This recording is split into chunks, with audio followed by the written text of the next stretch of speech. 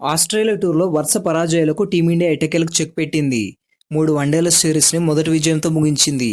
మొదటి 2 మ్యాచ్ల్లో ఓడి సిరీస్ కోల్పోయినా కూడా ఇండియా చివరి మ్యాచ్లో మాత్రం సమిష్టిగా రాణించి 9 వికెట్ల తేడాతో భారీ విజయాన్ని సొంతం చేసుకుంది. ఈ మ్యాచ్లో ఇండియా గెలిచినా కూడా సిరీస్ మాత్రం 2-1 తేడాతో ఆస్ట్రేలియాని గెలుచుకుంది. మొత్తానికైతే ఆస్ట్రేలియాతో క్లీన్ స్వీప్ అవ్వకుండా మన వాళ్ళు పరువు కాపాడుకున్నారు. ఈ మ్యాచ్ ఇంత భారీ తేడాతో గెలవడానికి ముఖ్య కారణం మాత్రం రోకోనే. ఇక వీళ్ళు ఆడలేరు, వీళ్ళ పని అయిపోయింది, ఇక రిటైర్మెంట్ తప్పదు అనుకునే సమయానికి సూపర్గా కంబ్యాక్ ఇచ్చి రోకో అంటే ఇద్దరు ప్లేయర్స్ మాత్రమే కాదు, రోకో అనేది ఒక బ్రాండ్ అని నిరూపించారు. ఈ మ్యాచ్లో మాత్రం సీనియర్ బ్యాటర్ మన హిట్ మ్యాన్ రోహిత్ శర్మ మాత్రం తన మొత్తం ప్రతాపాన్ని చూపించాడు. అంతలా కొడతాడు కాబట్టి ఇతనికి హిట్ మ్యాన్ అనే బిరుదు లభించింది. ఈ మ్యాచ్లో రోహిత్ శర్మ కేవలం 63 బంతుల్లోనే తన హాఫ్ సెంచరీని కంప్లీట్ చేసుకున్నాడు. ఈ సిరీస్లో ఇది రోహిత్ శర్మ ఆడిన ఇన్నింగ్లో అతని యొక్క బౌలర్ కూడా ఆపలేకపోయారు. ఆసీస్ టీంలో అత్యుత్తమ స్టార్ బౌలర్స్ ఉన్నప్పటికీ కూడా వాళ్ళ బంతులు రోహిత్ శర్మను ఏం చేయలేకపోయాయి. అతను కొట్టే బౌండరీలు, సిక్సర్ల దెబ్బలకు కేవలం 105 బంతుల్లోనే సెంచరీ కూడా కంప్లీట్ చేసుకున్నాడు. ఈ సిరీస్లో సెంచరీ చేసిన ఏకైక ప్లేయర్ కూడా మన రోహిత్ శర్మే. కాబట్టి player of the match award కూడా హిట్ మ్యాన్కే దక్కింది. ఈ సిరీస్లో రోహిత్ శర్మ మొదటి మ్యాచ్లో నిరాశపరిచినా కూడా తర్వాత 2 మ్యాచ్లో కూడా టాప్ స్కోరర్గా నిలిచాడు. రెండవ మ్యాచ్లో 74 పరుగులు చేసి ఈ మ్యాచ్లో మాత్రం 125 బంతుల్లోనే 121 పరుగులు చేసి నాట్అవుట్గా నిలిచాడు. దీంతో ఈ సిరీస్లో ఎక్కువ పరుగులు చేసిన ప్లేయర్గా man of the series award కూడా గెలుచుకున్నాడు. రిటైర్మెంట్ స్టేజ్లో కూడా ఇలాంటి పర్ఫార్మెన్స్ ఇవ్వడం రోహిత్ శర్మకి సాధ్యం.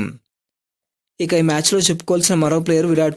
మొదటి 2 మ్యాచ్ల్లో కూడా వరుస డకౌట్లతో ఎంతో డిసప్పాయింటింగ్గా ఉన్న విరాట్ కోహ్లీ ఈ మ్యాచ్లో మాత్రం మొదటి పరుగును చేసి సెంచరీ చేసినంత ఆనందంగా ఊపిరి పీల్చుకున్నాడు. ఈ ఒక్క పరుగుని విరాట్ కోహ్లీతో పాటు స్టేడియంలో ఉన్న ఫ్యాన్స్ అందరూ కూడా సెలబ్రేట్ చేసుకున్నారు. ఇక ఆ తర్వాత బంతిని బౌండరీగా మార్చి మరింత ఉత్సాహంగా ఆడడం మొదలుపెట్టాడు. అలా చాలా రోజుల తర్వాత రోహిత్ శర్మతో కలిసి ఒక లాంగ్ ఇన్నింగ్ ఆడడం అయితే జరిగింది. అలా వీలు దొరికినప్పుడల్లా బౌండరీలు కొడుతూ 56 బంతుల్లోనే తన మొదటి హాఫ్ సెంచరీని కంప్లీట్ చేసుకున్నాడు.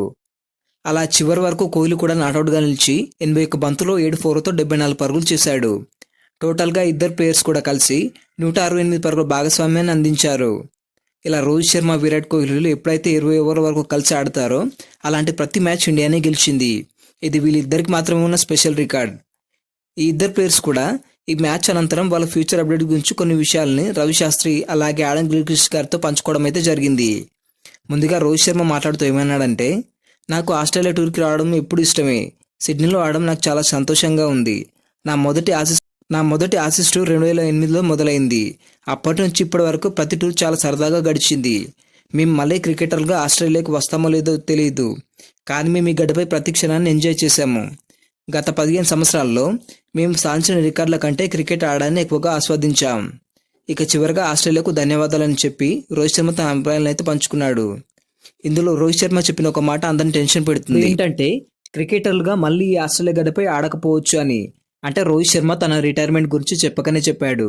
చూడాలి మరి వీళ్ళ ప్రయాణం ఇంకెన్ని రోజులు సాగుతుందో. ఇక చివరగా విరాట్ కోహ్లీ కూడా తన అభిప్రాయాలను అయితే పంచుకున్నాడు. మొదటి 2 మ్యాచ్లో డక్అవుట్ అయిన కోహ్లీ ఈ మ్యాచ్లో అవుట్ కాకుండా మంచిగా ఆడి పెద్ద గండం నుంచి గట్టెక్కానని చెప్పాడు. ఇంటర్నేషనల్ క్రికెట్లో ఎంత అనుభవం ఉన్నా సరే ఆట ఇప్పటికప్పుడు కొత్త దారులు చూపిస్తూనే ఉంటుందని చెప్పాడు. పరిస్థితులు అనుకూలంగా లేనప్పుడు రాణించడం సవాల్గా ఉంటుంది. ఇలాంటి కఠిన పరిస్థితులే నాలోని ఆటను బయటకు తీస్తాయి. ఇంకొన్ని రోజుల్లో నాకు 37 ఏళ్ళు నిండుతాయి, కానీ చేసింగ్ మాత్రం నాలో ఎప్పటికప్పుడు కొత్త ఉత్సాహాన్ని నింపుతుంది. ముఖ్యంగా రోహిత్తో కలిసి బ్యాటింగ్ చేయడం చాలా సంతోషంగా ఉందని చెప్పాడు. రోహిత్తో బ్యాటింగ్ చేయడం చాలా ఈజీగా అనిపిస్తుంది. బహుశా మేము ఇప్పుడు అత్యంత అనుభవమైన జోడీ కావచ్చు, కానీ మేము కుర్రాలుగా ఉన్నప్పుడే మంచి పార్ట్నర్షిప్లతో జట్టుని గెలిపించగలిగాం. మా ఇద్దరు జోడీ ప్రయాణం 2013లో మన ఇండియాలోనే, అది కూడా ఆస్ట్రేలియాతోనే మొదలైంది అని చెప్పుకొచ్చాడు. ఇక చివరగా ప్రేక్షకులు భారీ సంఖ్యలో హాజరై మాకు ఇంత మద్దతు ఇచ్చినందుకు ధన్యవాదాలని చెప్పాడు. ఈ వీడియో నచ్చినట్లయితే లైక్ చేయండి. ఇలాంటి మరిన్ని అప్డేట్స్ కోసం మన ఛానల్ని సబ్స్క్రైబ్ చేసుకోండి.